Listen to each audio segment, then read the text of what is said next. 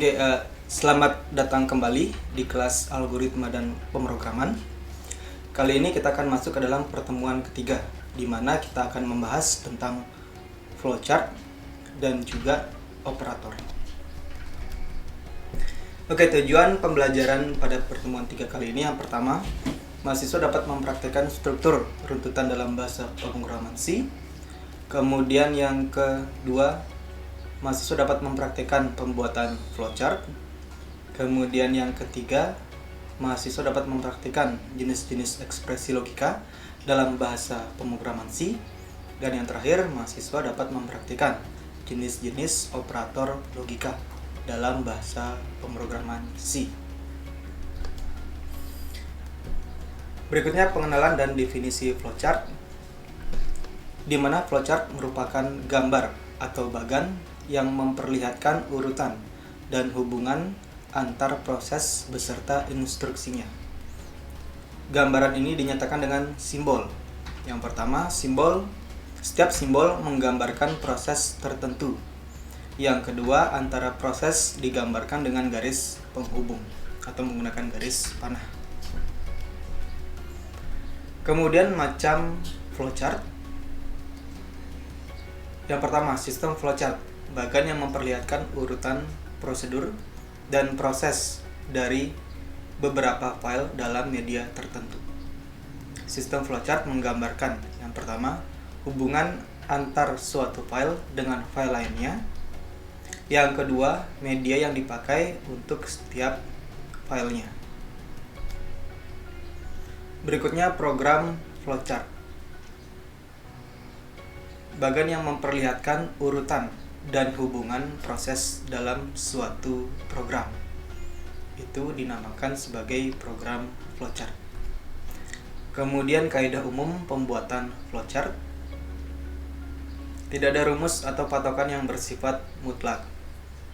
Yang pertama, karena flowchart merupakan gambaran hasil pemikiran dalam menganalisa suatu masalah dengan komputer. Yang kedua, sehingga flowchart yang dihasilkan dapat bervariasi antara satu pemrogram dengan yang lainnya. Kaidah umum berikutnya, secara garis besar, setiap pengolahan selalu terdiri dari 3 bagian.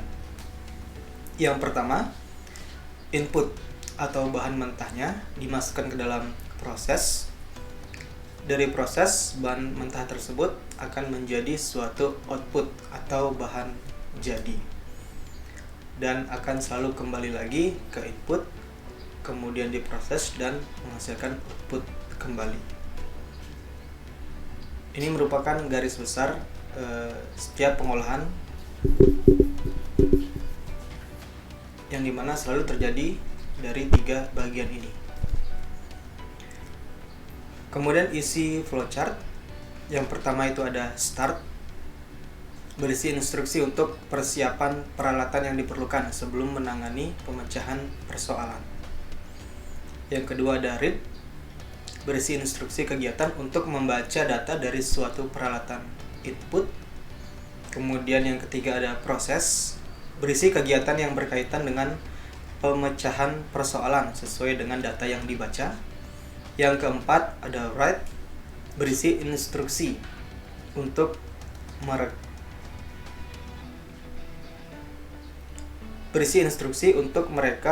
atau merekam. Oke.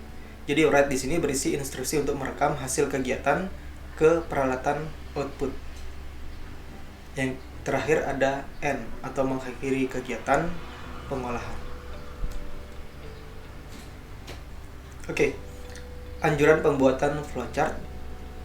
Jalannya proses digambarkan dari atas ke bawah dan diberikan tanda panah untuk memperjelas. Sebuah flowchart diawali dari satu titik atau start dan diakhiri dengan end. Adapun simbol dalam flowchart yang akan digunakan. Oke, yang pertama simbol persegi panjang dengan sisi-sisinya yang tidak runcing, atau bisa gambarnya adalah berikut, di mana ini diberi nama dengan nama terminator. dan fungsinya adalah sebagai permulaan atau akhir suatu program. Yang kedua ada simbol garis dengan tanda panah. Ini merupakan garis alir atau flow line-nya, di mana fungsinya adalah arah aliran programnya. Kemudian simbol berikutnya ada simbol persegi 8. Ini dengan nama preparation. Fungsinya adalah untuk proses inisialisasi atau pemberian harga awal atau pemberian nilai pada suatu variabel. Kemudian berikutnya ada simbol proses, di mana simbol ini digambarkan dengan persegi panjang. Di sini fungsinya adalah untuk proses perhitungan atau proses pengolahan datanya. Berikutnya ada simbol jajar genjang. Ini namanya yaitu input atau output data, di mana fungsinya adalah untuk proses input ataupun output data. Kemudian ada juga isinya parameter dan juga informasi. Berikutnya ada simbol dengan gambar persegi panjang, dan pada sisinya samping-samping ini diberikan garis lagi di bagian dalamnya. Ini diberi nama dengan nama predefined process atau subprogramnya. Jadi dari program ada subnya, yaitu digunakan simbol seperti ini. Fungsinya adalah permulaan subprogram atau proses menjalankan subprogramnya. Simbol berikutnya ada ketupat, belah ketupat. Di sini merupakan decision yang fungsinya untuk perbandingan pernyataan, penyeleksian data yang memberikan pilihan untuk langkah selanjutnya. Kemudian ada simbol lingkaran. Ini namanya on-page connector, penghubung bagian-bagian flowchart yang berada pada satu halaman. Jadi kalau misalkan teman-teman membuat flowchart yang gambarnya melebihi dari satu halaman dan ingin melanjutkan ke halaman berikutnya, penghubungnya menggunakan konektor ini. Berikutnya ada off-page connector, penghubung bagian-bagian flowchart yang berada pada halaman yang berbeda. Kalau yang ini off-page connector ini menggunakan atau fungsinya untuk penghubung kalau flowchart teman-teman lebih dari satu halaman. Kalau misalkan yang on-page connector ini dalam satu halaman tetapi terpisah pada bagian yang lain. Contohnya di sini sama seperti pertemuan sebelumnya, ingin membuat telur dadar gitu ya. Yang pertama, nyalakan api kompor. Yang kedua, tuangkan minyak ke dalam wajan. Kemudian yang ketiga, pecahkan telur ayam ke dalam mangkok. Kemudian yang keempat, tambahkan garam secukupnya. Kemudian yang kelima, aduk campuran telur dan garam. Yang keenam, tuang adonan telur ke dalam wajan. Dan yang terakhir, masak telur hingga matang. Ini merupakan contoh sederhana dari flowchart. Jika kita gambarkan proses tadi ke dalam suatu flowchart, gambarannya akan menjadi seperti ini. Diawali dengan start, kemudian masuk ke dalam nyalakan api kompor. Ini merupakan inisialisasi. Kemudian masuk ke dalam prosesnya, yaitu tuangkan minyak ke wajan, kemudian pecahkan telur ke dalam mangkok, kemudian tambahkan garam. Kemudian masuk ke proses berikutnya, aduk campur telur, aduk kemudian campuran dari telur dan garam, kemudian tuang adonan telur dan garam ke dalam wajan, kemudian masak telur hingga matang. Proses selesai diakhiri dengan N. Sekarang kita masuk ke dalam operator.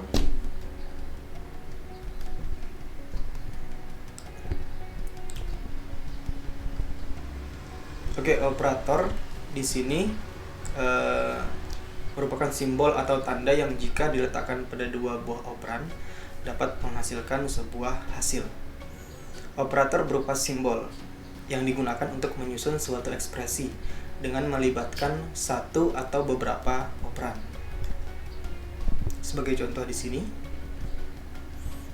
2 ditambah 3.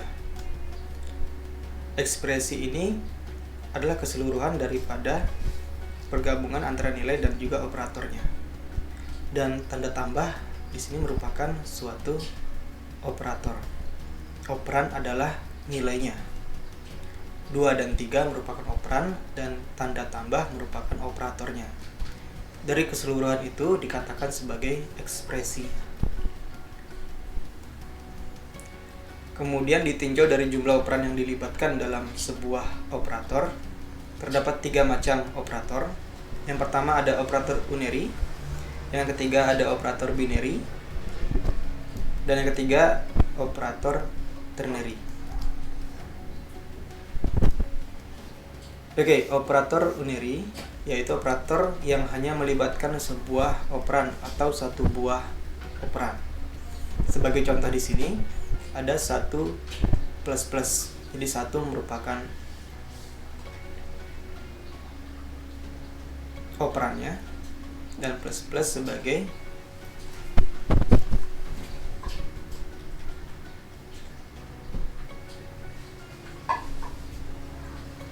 operatornya. Oke. Kalau 1 plus plus dikatakan increment dan 1 min itu dikatakan sebagai decrement. Ini contoh daripada operator unary.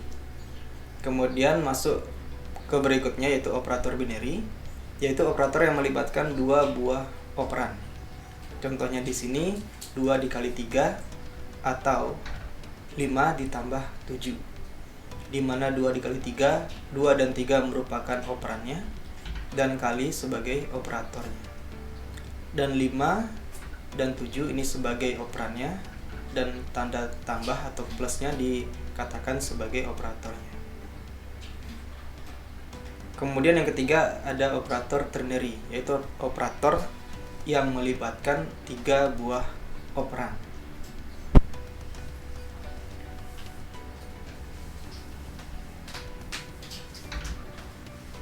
Oke, sebagai contoh di sini ada A lebih besar B, kemudian tanda tanya 1.2 0.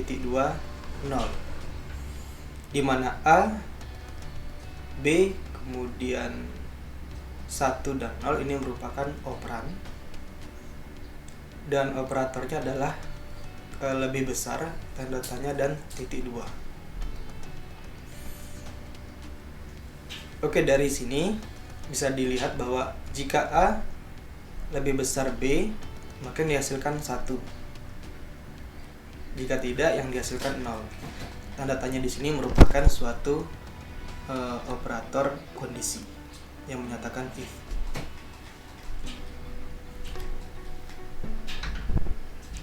Oke, masuk ke operator unary. Increment adalah suatu penambahan nilai yang terjadi pada sebuah variabel. Oke, lagi sekali saya tekankan di sini increment merupakan suatu penambahan nilai yang terjadi pada sebuah variabel. Yang pertama ada pre-increment, yaitu melakukan penambahan nilai sebelum suatu variabel itu diproses. Kemudian yang kedua ada post-increment, yaitu melakukan proses terlebih dahulu sebelum dilakukan penambahan nilai. Oke, lagi sekali untuk pre-increment, yaitu melakukan penambahan nilai sebelum suatu variabel itu diproses. Kalau beda dengan post-increment, yaitu melakukan proses terlebih dahulu sebelum dilakukan penambahan nilai. Oke, kita ambil contoh di sini,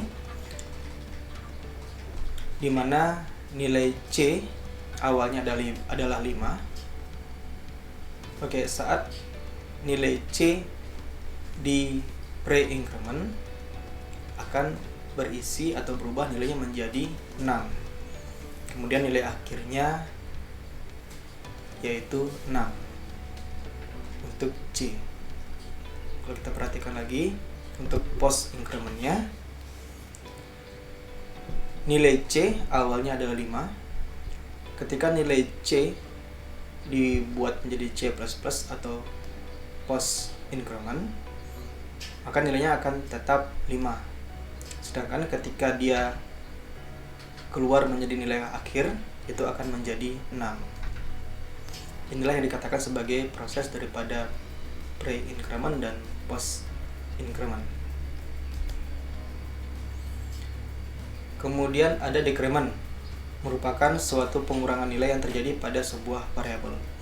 Jadi perbedaannya dengan post-increment tadi, kalau perbedaan dengan increment yang sebelumnya, kalau increment dia dijumlahkan, kalau decrement dia dikurangkan. Kalau pre-decrement di sini yaitu melakukan pengurangan nilai sebelum suatu variabel itu diproses. Kalau post-decrementnya yaitu melakukan proses terlebih dahulu sebelum dilakukan pengurangan nilai. Oke, decrement. Nilai C awalnya 5. Kemudian nilai min C ini bernilai 4. Jadi pre-incrementnya C di sini bernilai 4. Kemudian nilai akhir C di sini 4. Kemudian selanjutnya untuk proses post-decrementnya nilai C awalnya 5. Kemudian nilai C min ini bernilai 5. Kemudian nilai akhirnya untuk C itu bernilai 4. Ini merupakan proses daripada pre-decrement dan juga post-decrement. Oke, berikutnya berdasarkan kelompok kegunaan. Operator dapat dibagi menjadi 3. Yang pertama ada operator aritmatika, yang kedua ada operator pembanding, yang ketiga ada operator logika. Oke, yang pertama operator aritmatika. Operator aritmatika digunakan untuk melakukan perhitungan aritmatika. Sudah jelas. Yang pertama untuk operatornya di sini di sisi sebelah kiri ada plus tambah kali bagi persen, plus kemudian kurang. Ini merupakan operatornya. Kemudian ada prioritas, kemudian keterangan dan contohnya.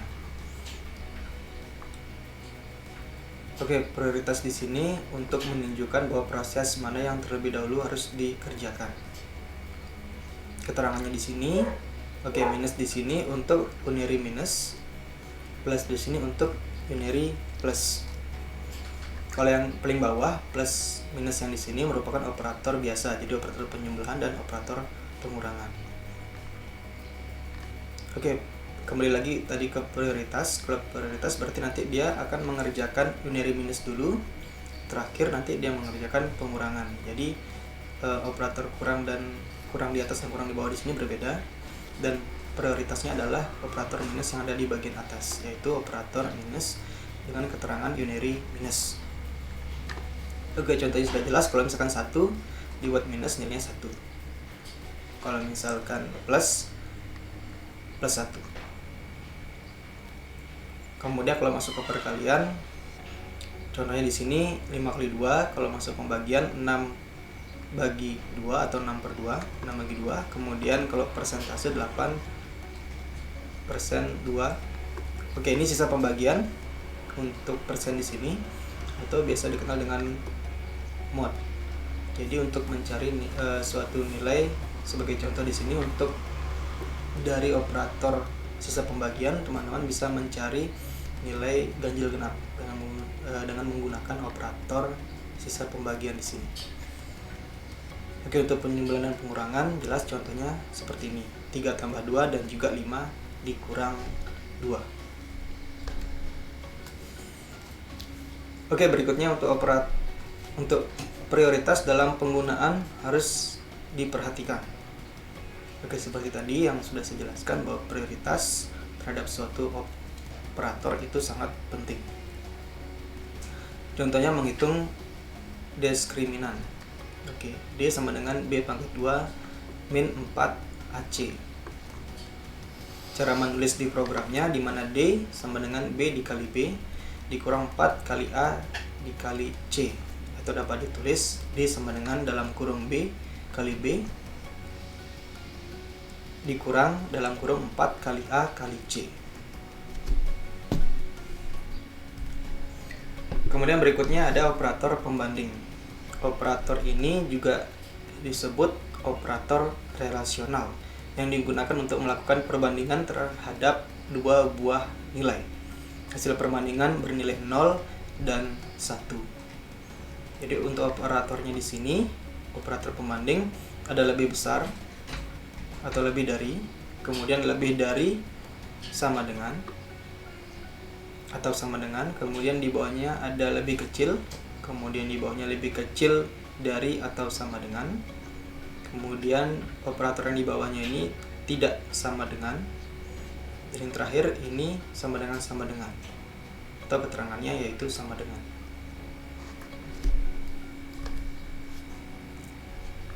Terakhir ada operator logika. Operator logika digunakan membentuk suatu ekspresi pembandingan dari satu atau dua buah ekspresi pembandingan. Contoh operatornya di sini ada dan, untuk keterangannya dan, kemudian ada gunakan dua garis panjang, ini menyimbolkan atau, dan ada tanda seru, ini menyimbolkan bukan. Ini termasuk dalam operator logika. Oke, aturan-aturan operasi perhitungan. Jika bilangan bulat dioperasikan dengan bilangan bulat, maka akan menghasilkan bilangan bulat. Bilangan bulat dioperasikan dengan bilangan pecahan, maka hasilnya adalah bilangan pecahan. String tidak bisa dioperasikan dengan suatu bilangan, kecuali telah dikonversi ke tipe data bilangan atau input dengan angka. Ini merupakan aturan-aturan operasi perhitungan. Oke, sekian dari saya untuk penjelasan daripada algoritma dan pemrograman pada pertemuan 3 kali ini. Jika ada yang masih bingung dan ingin ditanyakan, bisa langsung menanyakannya ke dosen terkait. Oke, sekian dari saya. Terima kasih.